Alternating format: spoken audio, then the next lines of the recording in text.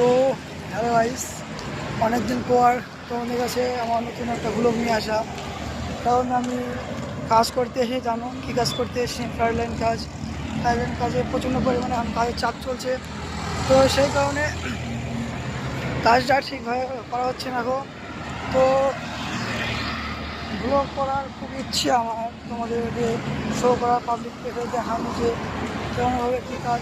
তো কাজটা প্রচণ্ড পরিমাণে খারাপ কাজ, রিক্সের কাজ। তো তোমরা সবাই জানো কি আর বলো বলো, তোমাদের আমার ম্যানেজ করার চেষ্টা করি বাট করতে পারি না। তো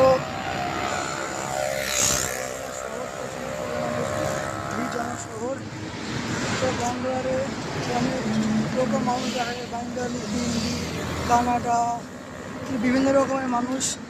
তো আমার ভ্লগ করার কারণ আছে, কিছু কিছু আমার স্বপ্ন আছে যে আমি একটা নতুন জীবন শুরু করবো, একটা সোশ্যাল মিডিয়া দিয়ে আমি একটা জীবন শুরু করবো, বাট হচ্ছে না কারণ আমার সে মোটিভেশনটা আমার নিজের মধ্যে নেই।